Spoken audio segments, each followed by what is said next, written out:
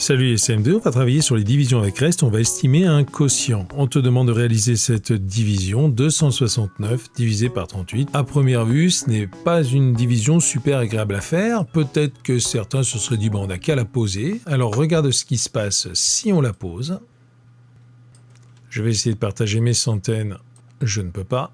Partager mes dizaines, 26 dizaines, je ne peux pas, je vais me retrouver à devoir partager toutes mes unités en une seule fois. Retour à la case départ, ici on a un quotient à un chiffre. Pour avoir un quotient à deux chiffres, il faudrait avoir au minimum 10 ici.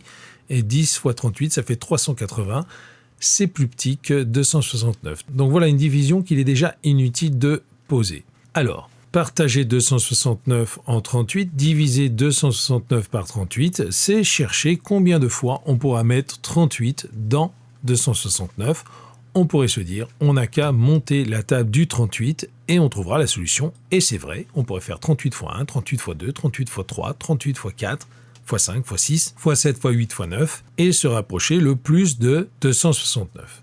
C'est un peu fastidieux et comme en mathématiques, on est un petit peu flemmard, on va essayer de limiter le nombre d'opérations à poser. Pour ceci, je me dis que 38, c'est presque 40. Et je vais me dire, bon, imaginons qu'à la place de 38, j'ai divisé par 40, on est bien d'accord, ce n'est pas ce qu'il faut faire, mais ça va nous donner une idée. Combien de fois je pourrais mettre 40 dans 269 ? Et ça, on sait faire parce que compter de 40 en 40, c'est simple. On sait que 6 fois 40, c'est 240. Et on sait que 7 fois 40, c'est 280.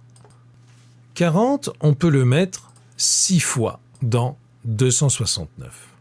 Si 40, on peut le mettre 6 fois, on est sûr que 38, on peut le mettre 6 fois. Donc ce n'est pas la peine de compter fois 1, fois 2, fois 3, fois 4, fois 5, puisqu'on sait déjà qu'il rentre 6 fois. 40 ne rentre pas une 7e fois.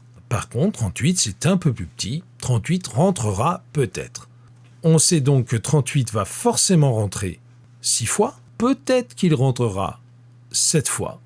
Mais dans tous les cas, il ne rentrera ni 8 fois, ni 9 fois. Tu vois, il nous reste 2 opérations à calculer. On en a déjà éliminé 7. 6 fois 8, 48. Je retiens 4. 6 fois 3, 18. Et 2, 22. 228. 7 fois 8, 56. Je retiens 5. 7 fois 3, 21. Et 5, 266. 38 peut rentrer 7 fois. 269 divisé par 38. Quotient 7. Il me reste maintenant à compter le reste.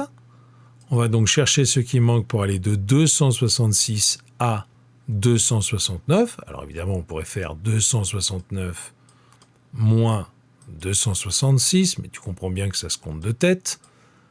On trouve 3.